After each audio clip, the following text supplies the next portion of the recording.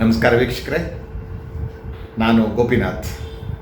ಇವತ್ತು ನಾನು ತಂದಿರುವ ವಿಷಯ ಈ ಟ್ರೆಸ್ಪಾಸ್ ವಿರುದ್ಧ ಯಾವ ಥರದ ಆರ್ಡರ್ನ ಕೋರ್ಟಲ್ಲಿ ತೊಗೋಬೇಕು, ಹೇಗೆ ತೊಗೋಬೇಕು ಅನ್ನೋದ್ರ ಬಗ್ಗೆ. ಅಂದರೆ ಟ್ರೆಸ್ಪಾಸ್ ನಿಮಗೆ ಗೊತ್ತಿದೆ, ಅತಿಕ್ರಮ ಪ್ರವೇಶ ಆಯಿತಾ, ಆ ಬಗ್ಗೆ ಮಾತಾಡೋಣ. ನಿಮಗೆ ಗೊತ್ತಿರ್ಬೋದು, ಈ ಅತಿಕ್ರಮ ಪ್ರವೇಶ ಅಂದರೆ ಇನ್ನೊಬ್ಬರ ಆಸ್ತಿಗೆ ಅವರ ಪರ್ಮಿಷನ್ ಇಲ್ಲದೆ, ಅಥಾರಿಟಿ ಇಲ್ಲದೆ ನುಗ್ತಕ್ಕಂಥದ್ದು, ಅಂದರೆ ಅನುಮತಿ ಇಲ್ಲದೆ ನುಗ್ತಕ್ಕಂಥದ್ದು, ಕಾನೂನಿಗೆ ಬಾಹಿರವಾಗಿ ನುಗ್ತಕ್ಕಂಥದ್ದು. ಇದು ಅತಿಕ್ರಮ ಪ್ರವೇಶ ಅಂತ ಅನಿಸ್ಕೊಳುತ್ತೆ. ಇದು ಸರ್ವೇ ಸಾಮಾನ್ಯ ಘಟನೆ, ನಡೀತಿರುತ್ತೆ ಆಗಿಂದಾಗೆ. ನಿಮ್ಮ ಅಕ್ಕಪಕ್ಕದವರು ಅತಿಕ್ರಮ ಪ್ರವೇಶ ಮಾಡ್ಬೋದು ನಿಮ್ಮ ಆಸ್ತಿಗೆ, ಅಥವಾ ಮೂರನೇ ವ್ಯಕ್ತಿ ಕೂಡ ಅತಿಕ್ರಮ ಪ್ರವೇಶ ಮಾಡ್ಬೋದು ಅಥವಾ ಮಾಡೋಕ್ಕೆ ಪ್ರಯತ್ನ ಪಡಬಹುದು. ಈ ಎರಡೂ ಸಂದರ್ಭಗಳಲ್ಲಿ ನೀವು ಕೋರ್ಟ್ನಿಂದ ರಕ್ಷಣೆ ತಗೋಬೇಕಾಗತ್ತೆ. ಮುಂದೆ ಆ ಮನುಷ್ಯ ಬಂದು ನಿಮಗೆ ಈ ಥರ ಹೆದರಿಸೋದು, ಬೆದರಿಸೋದು, ಅತಿಕ್ರಮ ಪ್ರವೇಶ ಮಾಡೋಕ್ಕೆ ಬರೋದು ಮಾಡಬಾರ್ದು, ಮತ್ತು ಅದು ನಿಲ್ಲಬೇಕು, ಅದು ಕೊನೆ ಆಗಬೇಕು ಅಲ್ವಾ. ಇದಕ್ಕೆ ಸಂಬಂಧಪಟ್ಟ ಹಾಗೆ ನಾನು ನಿಮಗೆ ಏನೇನು ನೀವು ತಯಾರಿ ನಡೆಸಬೇಕು ಮತ್ತು ಏನು ಮಾಡಬೇಕು ನಿಮ್ಮ ಕಡೆಯಿಂದ ಪ್ರಯತ್ನಗಳನ್ನು ಅಂತ ನಾನು ಹೇಳ್ತೀನಿ. ಮೊದಲನೇದಾಗಿ ನಿಮಗೂ ಅವ್ರಿಗೂ ಜಗಳ ಆಗುತ್ತೆ. ಅವರು ಬಂದು ನಮ್ಮ ಜಾಗದಲ್ಲಿ ನೀವು ಕಟ್ಟಿದ್ದೀರಾ ಅಥವಾ ನಮ್ಮ ಜಾಗದಲ್ಲಿ ನೀವು ಕಾಂಪೌಂಡ್ ಹಾಕಿದ್ದೀರಾ, ಬೇಲಿ ಹಾಕಿದ್ದೀರಾ, ಅಲ್ಲಿಂದ ಶುರುವಾಗುತ್ತೆ ಜಗಳ. ಗೊತ್ತಾಯ್ತಾ? ಅವಾಗ ನೀವು ಹೇಳ್ತೀರಾ, ಇಲ್ಲ ನಾ ತೊಗೊಂಡಿದ್ದು, ಬೇಕಾದ್ರೆ ಅಳಿಸೋಣ, ಏನು ತೊಂದರೆ ಇಲ್ಲ ಅಂತ. ಅವ್ರು ಕೇಳೋದಿಲ್ಲ, ತೆಗಿಲೇಬೇಕು ನೀವು, ನಾವು ಅದೆಲ್ಲ ಮಾತಾಡೋಲ್ಲ. ಗೊತ್ತಾಯ್ತಾ? ಅತಿಕ್ರಮ ಪ್ರವೇಶ ನೀವು ಮಾಡಿದ್ದೀರ ನಮ್ಮ ಆಸ್ತಿಗೆ, ಗೊತ್ತಾಯ್ತಾ? ನೀವು ಯಾವುದೇ ಅಧಿಕಾರವಿಲ್ಲದೆ ನನ್ನ ಆಸ್ತಿನ ನೀವು ಕಬಳಿಸೋಕ್ಕೆ ನೋಡ್ತಾ ಇದ್ದೀರಾ ಅಂತ ಹೇಳ್ಬೋದು. ಇದು ವೇಕೆಂಟ್ ಸೈಟ್ಗಳಿಗೆ ಸಂಬಂಧಪಟ್ಟಂತೆ, ಅದರ ಖಾಲಿ ನಿವೇಶನಗಳಿಗೆ ಸಂಬಂಧಪಟ್ಟಂತೆ ಭಾಳ ಆಗುತ್ತೆ, ಸರ್ವೇ ಸಾಮಾನ್ಯ ಆಯಿತಾ. ಆವಾಗ ನೀವು ಮಾಡಬೇಕಾದ ಕೆಲಸಗಳು, ನಂಬರ್ 1, ನಿಮ್ಮ ಆಸ್ತಿಗೆ ಸಂಬಂಧಪಟ್ಟಂಥ ಕ್ರಯಪತ್ರ ರೆಡಿ ಮಾಡಿಕೊಡಿ ಆಯಿತಾ. ಜೆರಾಕ್ಸ್ ಕಾಪಿ ಆದರೂ ಸಾಕು, ಏನು ತೊಂದರೆ ಇಲ್ಲ.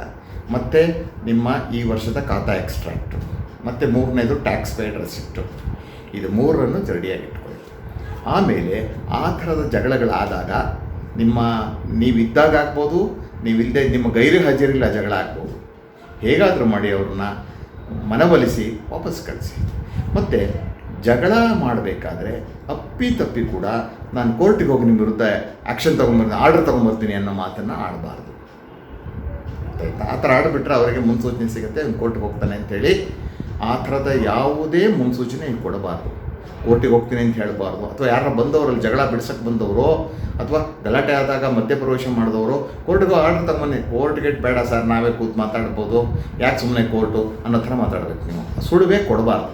ಯಾಕಂದ್ರೆ ಸುಳುವು ಕೊಟ್ಟರೆ ಅವ್ನು ನಿಮ್ಮ ವಿರುದ್ಧ ಒಂದು ಕೇವೇಟ್ ಹಾಕ್ಬಿಡ್ತಾನೆ, ಅವ್ರು ನಿಮ್ಗೆ ಆರ್ಡರ್ ಸಿಕ್ಕಲ್ಲ. ಇದು ಮನಸ್ಸಲ್ಲಿ ಇಟ್ಕೊಳ್ಳಿ ಆಯಿತಾ. ರೆಡ್ ಡಾಕ್ಯುಮೆಂಟ್ ರೆಡಿ ಮಾಡಿದ್ದೀರಾ, ನೀವು ಲಾಯರ್ ಹತ್ರ ಹೋಗ್ಬಿಟ್ಟು ಒಂದು ಟೆಂಪರರಿ ಇಂಜಂಕ್ಷನ್ನಿಗೆ ಒಂದು ದಾವಾ ಹಾಕಿಸ್ಬೇಕು. ದಾವಾ ಹೇಗೆ ಹಾಕ್ತೀವಿ ನಾವು ಅಂದರೆ, ಒಂದು ಪರ್ಮನೆಂಟ್ ಇಂಜಂಕ್ಷನ್ನಿಗೆ ದಾವಾ ಹಾಕ್ತೀವಿ, ಅದರಲ್ಲೊಂದು ಅಪ್ಲಿಕೇಶನ್ ಹಾಕ್ಬಿಟ್ಟು ಅದರಲ್ಲಿ ಟೆಂಪರರಿ ಇಂಜಂಕ್ಷನ್ ಕೇಳ್ತೀವಿ. ಅದಕ್ಕೆ ಆ್ಯಡ್ ಇಂಟ್ರಮ್ ಟೆಂಪರರಿ ಇಂಜಂಕ್ಷನ್ ಅಂದರೆ ಮಧ್ಯಂತರ ತಾತ್ಕಾಲಿಕ ತಡೆಯಾಜ್ಞೆ ಅನ್ಬೋದು, ಅಥವಾ ಮಧ್ಯಂತರ ಆಜ್ಞೆ ಅದು. ಗೊತ್ತಾಯ್ತಾ? ನಾವು ಈ CPC ಇದೆಯಲ್ಲ, ಸಿವಿಲ್ ಪ್ರೊಸೀಜರ್ ಕೋಡ್ನ, ಅಂದರೆ ಈ ಸಿವಿಲ್ ಕೋರ್ಟ್ನ ಕಲಾಪಗಳನ್ನು ನಿಯಂತ್ರಿಸುವಂಥ ಒಂದು ಪ್ರೊಸೀಜರ್ ಕಾನೂನು, ಈ ಮೊದಲೇ ಹೇಳಿದ್ದೀನಿ ನನಗೆ ಆಯಿತಾ.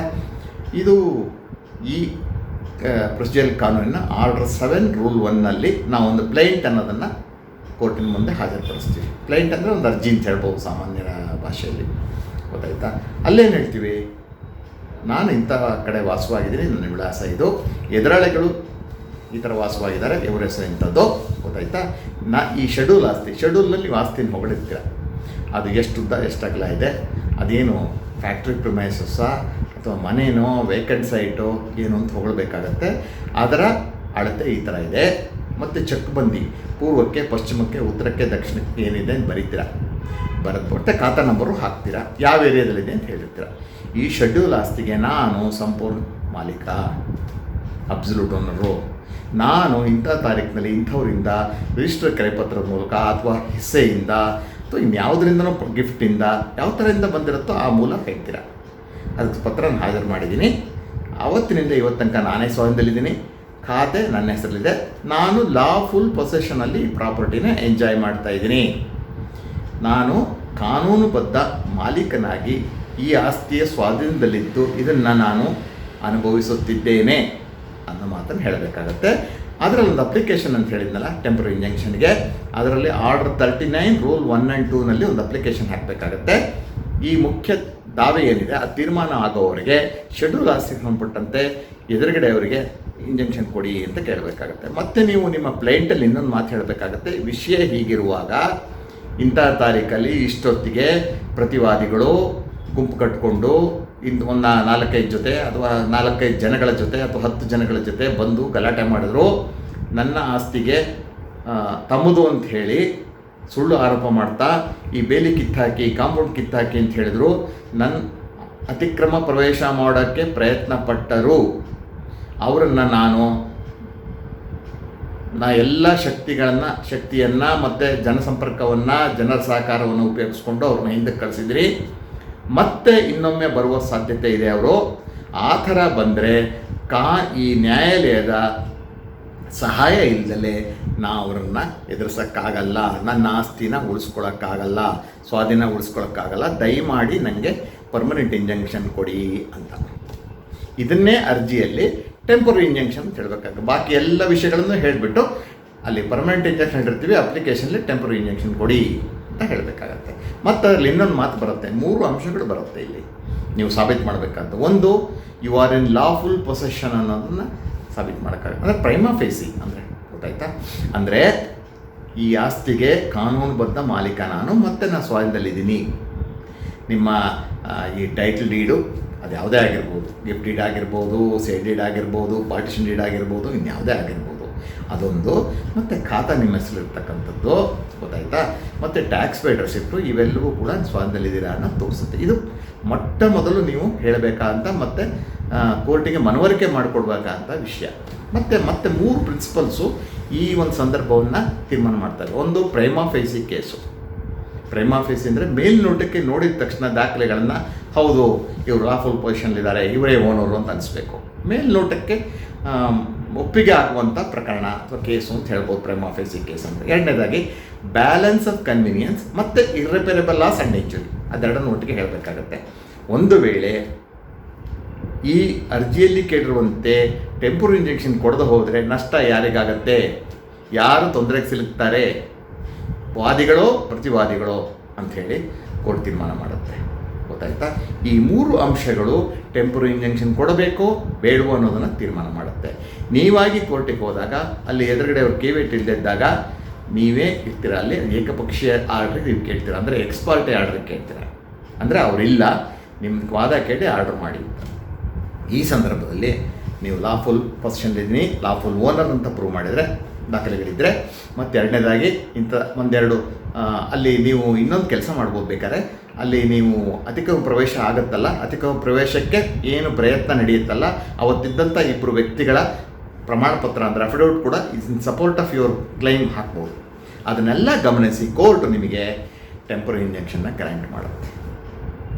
ಆ ಟೆಂಪರರಿ ಇಂಜೆಕ್ಷನ್ ಗ್ರ್ಯಾಂಟ್ ಆದರೆ ನೀವು ಆರ್ಡ್ರು ಕೋರ್ಟಿಂದ ಸಮನ್ಸು ನೋಟಿಸು ಹೋಗುತ್ತೆ. ಅದಕ್ಕಿಂತ ಮೊದಲು ನೀವೇನು ಮಾಡಬೇಕಾಗತ್ತೆ, ಬೇಗ ಈ ಆರ್ಡ್ರಿಗೆ ಅಪ್ಲಿಕೇಶನ್ ಹಾಕಿರ್ತೀರಲ್ಲ, ಯಾವುದು IA-1 ಅಂತ ಕಳಿತೀವಿ, ಇಂಟರ್ಲೋಕೇಟರಿ ಅಪ್ಲಿಕೇಶನ್ ನಂಬರ್ 1 ಅಂತ, ಅದನ್ನು ಪೋಸ್ಟಲ್ಲಿ ನೀವು ಎದುರುಗಡೆ ಪಾರ್ಟಿಗೆ ಕಳಿಸ್ಕೊಡ್ಬೇಕಾಗತ್ತೆ. ಈ ರೀತಿ ನೀವು ಕೋರ್ಟ್ನಲ್ಲಿ ಟ್ರೆಸ್ಪಾಸ್ ವಿರುದ್ಧ ಒಂದು ಟೆಂಪರರಿ ಇಂಜೆಕ್ಷನ್ ತೊಗೊಂಡು ಗೊತ್ತಾಯ್ತಾ, ನಿಮ್ಮ ರಕ್ಷಣೆ ನೀವು ಮಾಡ್ಕೋಬೋದು, ನಿಮ್ಮ ಆಸ್ತಿ ನೀವು ಮಾಡ್ಕೋಬೋದು. ಆದರೆ ಒಂದು ಮುಖ್ಯವಾದ ಅಂಶ ನೀವು ತಿಳ್ಕೋಬೇಕು, 2 ಅಂಶಗಳನ್ನು ನೀವು ತಿಳ್ಕೋಬೇಕು. ನಂಬರ್ 1, ಈ ಥರ ಎಕ್ಸ್ಪಾರ್ಟೆ ಆರ್ಡ್ರ್ಗಳು ಅಗ್ರಿಕಲ್ಚರ್ ಲ್ಯಾಂಡಿಗೆ ಕೊಡಲ್ಲ, ಸಿಟಿಲಿ ಇರ್ತಕ್ಕಂಥದ್ದು ಮತ್ತು ಹಳ್ಳಿಗಳಲ್ಲಾದರೆ ಗ್ರಾಮ ಠಾಣದಲ್ಲಿರ್ತಕ್ಕಂಥ ಆಸ್ತಿಗಳಿಗೆ ಕೊಡ್ತಾರೆ.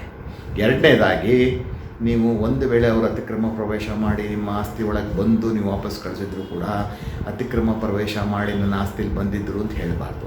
ಕೋರ್ಟಲ್ಲಿ ನಿಮ್ಮ ಪ್ಲೀಡಿಂಗಲ್ಲಿ ಏನು ಹೇಳಬೇಕು, ಅತಿಕ್ರಮ ಪ್ರವೇಶ ಮಾಡೋದಕ್ಕೆ ಪ್ರಯತ್ನ ಪಟ್ಟರು, ನಾನು ಅಕ್ಕಪಕ್ಕದವರ ಸಹಕಾರದಿಂದ ಅವ್ರು ವಾಪಸ್ ಹೋಗೋ ಥರ ಮಾಡಿದ್ದೀನಿ ಅಂತ ಹೇಳಬೇಕಾಗುತ್ತೆ. ನೀವು ಅತಿಕ್ರಮ ಪ್ರವೇಶ ಮಾಡಿದ್ರು ಅಂತ ಹೇಳಿದ್ರೆ ಕೇಸ್ ಬೇರೆ ಆಗಿಬಿಡುತ್ತೆ, ಅವರು ಸ್ವಾಧೀನಕ್ಕೆ ಬಂದಕ್ಕಾಗುತ್ತೆ. ಇನ್ನೊಬ್ಬರು ಸ್ವಾಧೀನ ನಿಮ್ಮ ಆಸ್ತಿಲಿ ಇದೆ ಅಂತ ಒಪ್ಕೊಂಡ್ರೆ ಭಾಳ ಕಷ್ಟ ಕೇಸು, ಅರ್ಥ ಮಾಡ್ಕೊಳ್ಳಿ.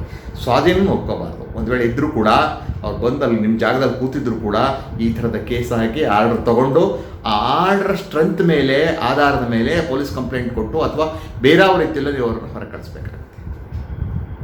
ಇದು ಟೆಂಪರರಿ ಇಂಜಂಕ್ಷನ್ ತಗೊಳ್ಳೋದು ಅತಿಕ್ರಮ ಪ್ರವೇಶದ ವಿರುದ್ಧ. ಆದ್ದರಿಂದ CPCನಲ್ಲಿ ಇದಕ್ಕೆ ರಕ್ಷಣೆ ಇದೆ, ಕಾನೂನು ರಕ್ಷಣೆ ಇದೆ. ತಾವು ನಾನು ಹೇಳಿದ ರೀತಿಯಲ್ಲಿ ಕೋರ್ಟಿಗೆ ಹೋದರೆ ಈ ಒಂದು ಅಂಶಗಳನ್ನು ಕೋರ್ಟಿನ ಗಮನಕ್ಕೆ ತಂದರೆ, ದಾಖಲೆಗಳನ್ನು ಹಾಜರು ಮಾಡಿದರೆ ನೀವು ಅತಿಕ್ರಮ ಪ್ರವೇಶದ ವಿರುದ್ಧ ಜಯವನ್ನು ಗಳಿಸ್ಬೋದು, ನೆಮ್ಮದಿಯ ಬದುಕನ್ನು ಬದುಕಬಹುದು. ಇದು ಟೆಂಪರರಿ ಇಂಜಂಕ್ಷನ್ನು ಮತ್ತು ಅತಿಕ್ರಮ ಪ್ರವೇಶಕ್ಕೆ ಸಂಬಂಧಪಟ್ಟಂಥ ವಿಷಯ. ಆರ್ಡರ್ನ ಹೇಗೆ ಪಡಿಬೋದು ಅಂತಕ್ಕಂಥ ಒಂದು ಪ್ರೊಸೀಜರ್ ಬಗ್ಗೆ ನಾನು ನಿಮ್ಗೆ ಹೇಳ್ತಾ ಇರ್ಬೋದು. ನನ್ನ ಮಾತುಗಳು ನಿಮಗೆ ಅರ್ಥವಾಗಿದೆ ಅಂದ್ಕೊಳ್ತೀನಿ.